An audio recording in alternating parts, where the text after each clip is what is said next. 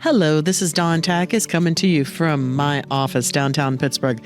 This podcast is The Point, where we have real, raw, unfiltered, unscripted conversations about all things wedding planning in the city of Pittsburgh and beyond. Without further ado, let's get to it. Let's get to the point. Hello, everyone. This is Dawn Takacs from Pittsburgh Brides. This podcast is The Point. I'm coming to you from downtown Pittsburgh, where we talk all things wedding planning in the city of Pittsburgh and beyond. I know we have a lot of newly engaged couples out there, brides. I know you have some new bling on your hand, and you are ready to dive deep into your wedding planning. Before you do, I'm here to give you some tips, hacks, and tricks that are going to save you time, money, and energy along the way, starting with the Pittsburgh Bride Timeline and Guide. You can download your free copy. Go to pittsburghbrides.com, go to freebies, use Ring 2026, and you can download your free copy. But we're going to walk you through some of it today. I want to get started with it right now. Today is episode 1 of season 3. So thank you, first of all, for supporting me on this journey of podcasting. I really hope that the end result is beneficial to all those that listen or watch these podcasts. Today, we're going to talk about the 2 most important questions you need to ask yourself so that you don't end up further on down the line saying, oh my gosh, we have spent so much money. I don't know how we're going to make it through this wedding. And I hear this all the time. We have a group in our community where the brides and the grooms will reach out, ask questions, ask for advice, and ask for help. One of the most common questions and pleas that I hear from couples is, holy cow, we are about halfway into this planning process and we're not going to make it. We're over budget. We spent too much money. They don't really realize like the structure of what they need to do in the wedding planning process or how they even got there. If you don't want to be that person, this podcast is for you because you got to do your A, you got to do your B, you got to do your C before you can move on to D, right? You got to do things in order to have a successful wedding and so that you can stay on point so that you do not overspend. So one of the first things that I want to talk about before we get into the part of articulating how and when you spend your money, and I have a timelining guide on pittsburghbrides.com. You can go there and download your free copy. I'm going to drop the link below with a code for you.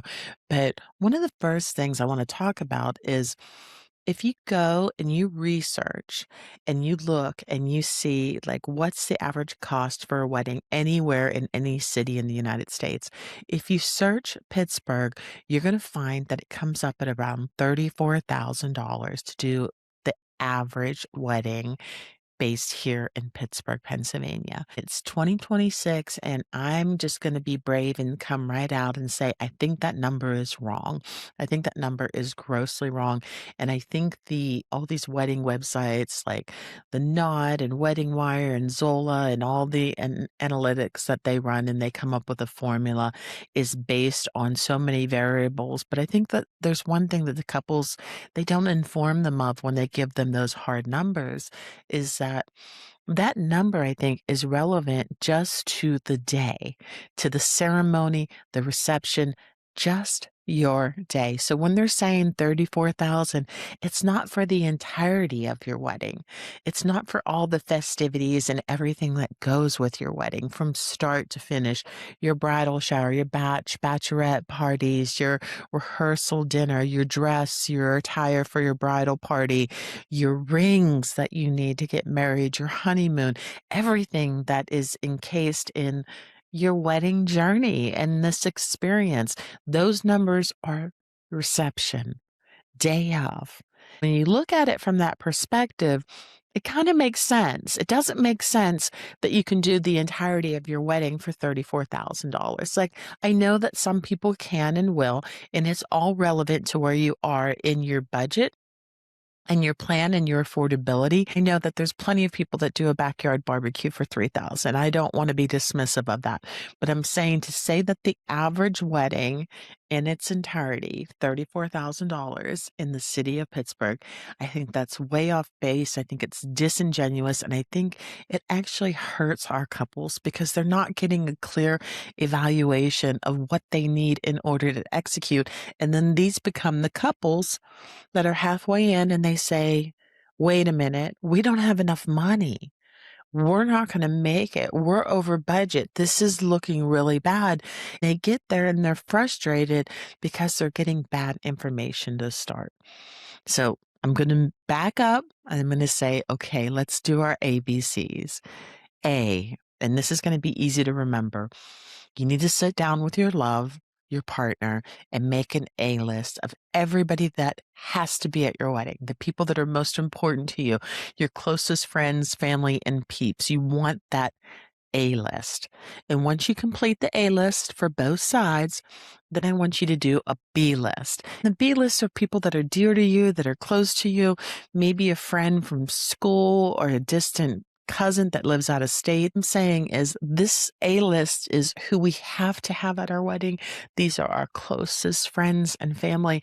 And then the B list is everyone that is part of our community, people that we love, people that we respect, people we would like to have at our wedding, but you have defined the two. And the reason I'm asking you to do this is very simple because at some point in time, you're going to have to return to your guest list and you may need to modify it. And it's going to be a lot easier when you come back to that point to modify it if you have the A list and the B list already sorted out on both sides. So let's talk about now that we have a guest list, an A list and a B list, let's go on to budget. Step C. I'm going to say C for budget because it's cash. We want to make sure that we have enough cash in hand that we can handle everything. Whether that means that you're getting a contribution from anyone in your family, friends, if you have money saved, it's cash. It's cash available to you to plan your wedding. The last thing you want to do is put it on a charge card or take out a loan in order to complete and get to your wedding day. It doesn't make sense. It's going to be a very large purchase to do your wedding, and you know that your money's being spent wisely, and that's what I'm here to help you with. But once you know that number, let's say that number is 50,000. You know that you have 50,000. Family's making a contribution. You have some savings. You've been working extra jobs, side gigs so that you can have the wedding that you want, right? You've been planning for it. If that number is 50,000, know that for the day of, you're going to spend about 65% of that just for your reception. 60 to 65% on average when we polled our Pittsburgh brides was spent on reception. And that is food, beverage, bar, venue, all in one. Keep in mind also that if you're hosting an event in Allegheny County, you're looking at a combination of production fee and taxes of about 30%. So if your venue costs you, let's say, 25,000, you're looking at probably another 8,000 on top of that to make it 33,000 just for that venue once that production and tax is added onto it. So, and that can hit a lot of couples. They don't see that coming. It's about 30% total. So if you're doing an event in Allegheny County and you fell in love with the venue there, know that you're looking at that 30% on top. And that also is affecting that 65% that is allocated for your reception. Hopefully, of that 50,000, if you're allocating 60 to 65%, let's use 60, it's an easy number. So you're looking at 30,000, and you have to work backwards and say, okay, I'm going to have that 30% tax. So I got to look for something that I can get all my guests in and dining for around 24,000 because I know I'm going to have that 8,000 tax on top of it. Plus, you should always have 10% of whatever your budget is for what my husband likes to say, God only knows, right? God only knows what can happen. Let's call it the G factor. You want to have 10% at the end so that if you want to book anything additional or there's any unforeseen expenses, maybe gratuity, something like that, you want to make sure that you have that covered. So moving forward, now that you have the A list, your guest list, and you have the B list of your guest list, and collectively combined, you know what that total is, and you have a hard dollar amount. You have a dollar amount that you're comfortable with. C for cash in the bank or C for cash from a contribution from family. You know what your spend is. Now you can start looking for a venue. You have the guest count and you have the cash amount, and now you can start looking at venues. And I suggest that you really take this to heart. Don't start looking at venues, making appointments unless you know what your budget is. And every venue coordinator out there, that's probably the first question they should be asking, because there's no sense in going and touring a venue that's not in your budget. You're going to be disenchanted. You're going to be brokenhearted. You're going to be disappointed because you're going to get there. You're going to tour it. You're going to love it. You're going to fall in love, and it's not in your budget. It's like trying on a dress that's not in your budget, right? You want to make sure that it's a good fit. I also want to state, when you're touring venues, make sure that it's a good fit for your guest count. That's equally important, because if you have a large guest count, let's say you have 300, you do not want to be touring a venue that cannot accommodate 300. Nor on the other side of that, if you have a smaller crowd, let's say you have 80, you don't want to be in a venue that holds 200, because the energy in the room is going to be affected by that. The room is going to seem empty. It's not going to seem like it's happening and moving and has lots of vibrancy and energy to it. So it's really important that you have a good balance of, what's the capacity of this venue? What does that look like? What is the price of this venue overall? If I was hosting an event there for 150, and keep in mind, whatever your guest count, and I'm just going to go with 150 as a number that I think is probably a good safe number for most weddings. Let's consider that 10% of your guests probably will decline with regrets. And that stated, don't bank on it, but it gives you a little bit of wiggle room. So from 150, you're probably going to be somewhere around 135. You may also forget to invite people, and you may bump it up to 165, another 10% the other way because you forgot people.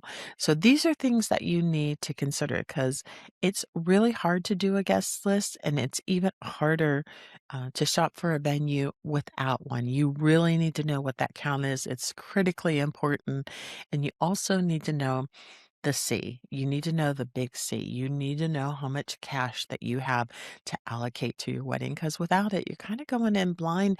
And I don't want you to become one of those couples that goes, oh my God, we're halfway in and we don't have near enough money to cover everything, and we don't know how we're going to make it through. Don't let that be you. Be smart. Do that guest count A and B, and then figure out the C, how much cash that you have. And I promise you, things will unfold magnificently from there. And remember, venue, bar, catering is going to be about 60 to 65% of whatever your total budget is. And make sure that you allocate about 30% of that 60 to 65% for any taxes or production fees if you're booking a venue in Allegheny County. Very important. And I want to leave you with this. I'm keeping this podcast very short. We're going to go through a series of tutorial podcasts in season 3. I'm going to have some interviews with venue coordinators and wedding planners and photographers and videographers and people all over the spectrum in the city of Pittsburgh. And they're all wanting to share their knowledge with you to help you with your wedding planning. But I want to leave you with this thought. You're very lucky. You found the love of your life. Remember that not every girl or every guy finds the love of their life. It is the most important part. And while we have dreams and we want things for our wedding, the reality is the economy is strained right now, and you have to really think smart, and you have to think about planning your wedding from the very beginning. Don't start it halfway in and then decide that you stepped in it. You made a mistake. You booked some things that you shouldn't have. Start from the very beginning. And I promise you that you're going to have an amazing journey planning your wedding if you follow the A, the B, and the C in the very beginning. If you have any questions, feel free to reach out. My door is always open for our Pittsburgh rides. We love to help. You can download that timeline and guide. I am going to pop up a link for you and drop the link below in the thread. Use the code that we're going to put in there for you to get your free copy compliments from yours truly. It's a 24-month planning process that tells you everything that we just talked about, plus step by step, month by month, on what you need to do to plan your wedding. I thank you for being a part of our community. If you enjoyed this video, you learned anything, make sure to give us a thumbs up, subscribe to the channel, share with your friends that may be getting engaged. Be sure to follow us on all social medias. Thanks so much, everyone. Bye.